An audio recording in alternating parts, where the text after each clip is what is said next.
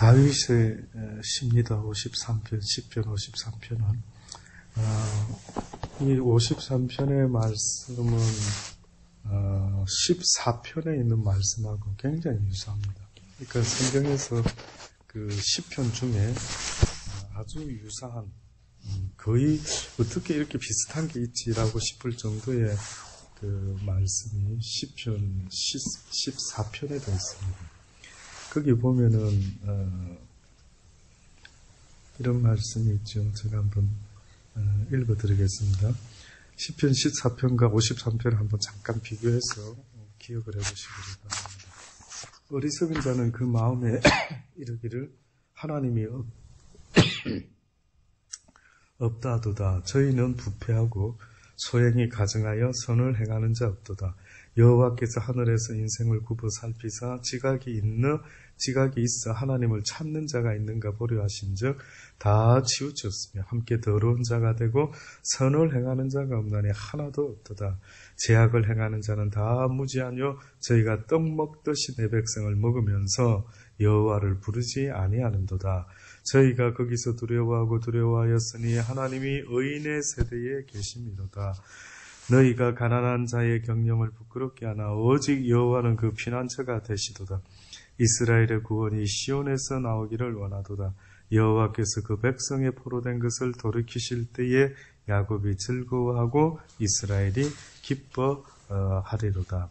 굉장히 유사합니다. 예, 거의 비슷한데 조금씩 중간중간에 어느 정도 표현하는 것이 약간 다릅니다. 어쨌든 그래서 사람들이 왜 다윗이 이렇게 14편에도 비슷하게 해놓고 또 이렇게 했을까, 나름대로 고민도 해보면서 어떤 의미가 있을까, 많이들 고민한 글들을 쓰기도 합니다.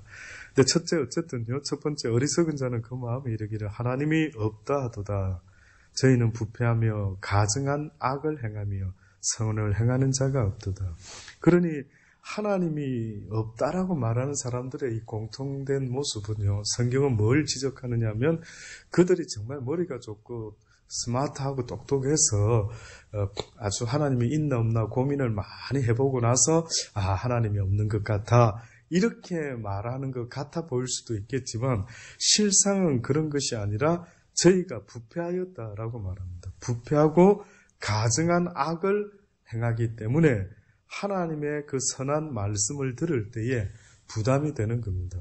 그러니 늘 말씀드리지만은 영의 세상의 법칙이 어떻게 보면 자연의 법칙과 유사한데 자연에서도 어둠이 있을지라도 빛이 나타나면 아무리 조그만한 빛의 모습이라 할지라도 어둠은 물러갈 수밖에 없게끔 되어 있죠. 그래서 성경은 예수 그리스도가 이 땅에 오시는 것을 빛으로 이 땅에 오셨다고 요한이 또한 증거했던 것처럼 이 땅에서 어둠이 물러갈 수 있는 유일한 길이 있다면 그것은 빛 대신 주의 말씀을 얻지 못하면, 가지지 못하면 결단코 우리는 빛의 삶을 살아갈 수가 없다라고 성경이 말하고 있습니다. 그러니 빛이 왔을 때 내가 잘못했구나라고 깨닫는 자, 회개하는 자가 있고 어떤 자는 자신의 잘못된 것이 드러났을 때 회개하지 못할 때는 더 깊이 숨어버린다. 그래서 하나님의 말씀을 가지고 사는 사람과 왠지 같이 있으면 불편도 하고 왠지 그들의 이야기를 들으면 양심이 끓기기도 하고 이러다 보니까 점점점 오히려 하나님의 사람들하고는 하나님과는 가까이 가기가 어려워지는 겁니다. 그래서 어리석은 자는 그 마음에 이르기를 하나님이 없다 하는데 실상은 저희는 부패하여 가증한 악을 행하며 선을 행하는 자가 없도다. 하나님이 하늘에서 인생을 굽어 살피사 지각이 있는 자와 하나님을 찾는 자가 있는가 보려 하셨다라고 말합니다. 하나님께서 하늘에서 인생을 굽어 살피사 지각이 있어 하나님을 찾는 자가 있는가 보려 하셨다. 지각이라고 하는 것은 다시 말해서 하나님의 형상을 닮은 어떤 판단력을 말합니다. 또 다시 말하자면은 어떤 양심을 통한 정상적인 지각을, 판단을 가진 자. 그러면 당연히 그 양심을 통해서 판단을 해볼 때에 이 세상은 분명히 만드신 분이 있다. 하나님이 있다. 그러면 당연히 인간들은 누구나 할 것 없이 그 하나님께 나아가서 하나님, 내가 왜 이 땅에 지음을 받았습니까? 왜 나를 지으셨지요? 라고 그 창조주에게 당연히 물어봐야 되고, 그래서 내가 이 세상 살아갈 때에 그분이 지으신 그 목적대로 이 세상을 살아가는 것이 당연한 지각이 있는 자의 모습인데, 그러나 성경은 그 지각이 있는 자가 없다라는 겁니다. 하나님을 한마디로 찾는 자가 있는가 보려 하셨지만 없다. 결국은 올바른 지각이라는 것, 우리가 성경의 신약에 세례를 받는다라고 하는 것도 내 선한 양심이 주를 찾아가는 것이다라고 말했던 것처럼 지금 여기서도 하나님을 찾는 자가 곧 지각이 있는 자요, 하나님을 찾지 못하는 그 자를 갖다가 우리는 지각이 있는 사람이다, 판단력이 있는 사람이다 말하기가 어렵습니다. 각기 물러가 함께 더러운 자가 되고 선을 행하는 자가 없으니 하나도 없다. 그 누구도 선을 행하는 자가 없다. 한마디로 모두 다가 하나님이 원치 않는 악을 행하는 자가 되고 말았대. 죄악을 행하는 자는 무지하뇨 저희가 떡 먹듯이 내 백성을 먹으면서 하나님을 부르지 아니하는도다. 죄악을 행하는 자는 무지하뇨 저희가 떡 먹듯이 내 백성을 먹으면서 하나님을 찾지 않는다. 14편에서는 죄악을 행하는 자는 다 무지하뇨 저희가 떡 먹듯이 내 백성을 먹으면서 여호와를 부르지 아니하는도다. 똑같이 말을 하고 있습니다. 죄악을 행하는 자는 무지하다. 저희가 떡 먹듯이 내 백성을 먹는다. 다시 말하면은 하나님의 말씀대로 살려고 하는 자를 오히려 핍박한다라고 말하는 거예요. 너무 정확하죠. 이 악한 데 속하다 보면요, 착한 일을 하고 착한 마음을 가진 사람이 싫습니다. 아주 그런 인간들이 오히려 더 밉고 더 가식적으로 보이고 더 위선적으로 보이는 이런 어떤 희한한 나쁜 모습을 하고 있게 되죠. 그러니 그 모습이 어떻게 보면 죄악을 행하는 자가 무지하뇨 저희가 떡 먹듯이 내 백성을 먹으면서 하나님을 부르지 아니하는다. 저희가 두려움이 없는 곳에서 크게 두려워하였으니 너를 대하여 진친 저희의 뼈를 하나님이 흩으심이라. 하나님이 저희를 버리신 거로 내가 저희로 수치를 당케 하였도다. 결국은 저희가 하나님을 섬기지 못하고, 또다시 말하면은 죄가 얼마나 하나님 앞에서 나쁜 것인지, 그래서 그 죄 앞에서 항상 하나님을 생각하며 두렵고 떨리는 마음으로 죄를 가까이 하지 말아야 되는데, 저희가 두려움이 없이 크게 두려워하였으니, 두려움이 없는 곳에서 크게 두려워하였으니 너를 대하여 진친 저희의 뼈를 하나님이 흩으십니다. 다시 말하면요, 하나님도 두려워하지 않는데 어떻게 보면 이 땅에서 뭔가 두려운 일을 만들어내겠다. 그건 다시 말해서 육신적으로 자기들을 치러오는 어떤 세력들, 어떤 나라들. 그러니까 하나님보다 뭘 더 무서워하고 두려워하느냐 하면, 가난하게 될까봐, 누가 나를 해코지게 할까봐, 이런 것들을 더 두려워하면서 결국은 보니까 저희의 뼈를 하나님이 흩으십니다.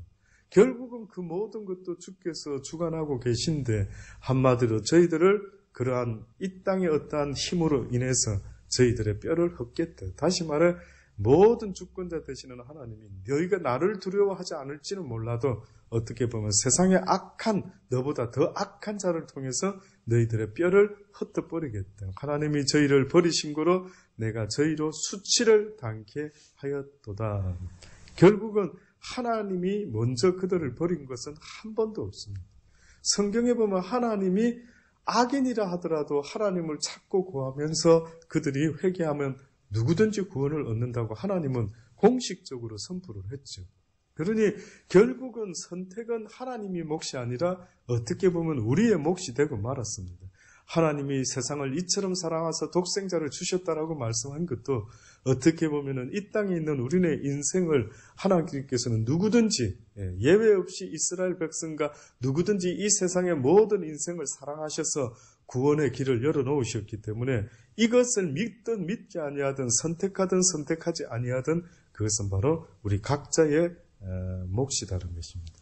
시온에서 이스라엘을 구원하여 줄 자 누구인고 하나님이 그 백성의 포로된 것을 돌이키실 때에 야곱이 즐거워하며 이스라엘이 기뻐하리로라. 그 백성의 포로된 것을 돌이키실 때에, 다시 말해 어떻게 보면은 이스라엘 백성이나 하나님의 사람들이 이 땅의 세상에서는 때로는 포로된 자의 모습 같고 약한 자의 모습 같고 그저 망하는 자의 모습 같고 그렇게 보잘것없어 보일는지 모르지만은 시온에서 이스라엘을 구원할 자가 바로 누구인가? 하나님이라. 그 하나님이 그 백성의 포로된 것을 언젠가는 돌이킬 때가 있다. 하나님이 때로는 우리네 이스라엘 백성을 흩으실 때도 있고 내버려 두실 때도 있고 했던 것처럼, 그러나 때가 되면 또 아버지는 모을 것이다. 그에게 뭔가를 깨닫게 해주시고 다시 모으시는데, 마찬가지로 이스라엘 백성뿐만이 아니라 하나님을 믿는 모든 하나님의 사람들도 때로는 하나님을 믿는 길이 왜 이렇게 좁은 길일까 싶을 정도로 어렵고 힘든 가운데 내버려 둘 때가 있다라는 거예요. 그러나 이 어렵고 힘든 일이 때로는 언젠가 지나면은요, 다시 하나님이 그 포로된 것을 돌이키셨던 것처럼, 그 이스라엘 백성들을 다시 불러 모으셨던 것처럼, 하나님의 백성들은 기업고 하나님을 찾는 자들은 하나님이 불러 모으신다. 다시 하나님의 나라로 우리를 이끌어 가신다라는 것을 약속하고 있는 것입니다. 아무쪼록 오늘 하루도 살아갈 때 어리석은 자의 모습처럼 그 마음에 이르기를 하나님이 없다 하는 자의 모습이 아니라 날마다 오히려 하나님을 증거하며 하나님이 없다 하는 자에게 하나님이 있음을 증거할 수 있는 복된 하루가 될 수 있기를 간절히 바랍니다. 아멘. 주신 말씀을 붙잡고요.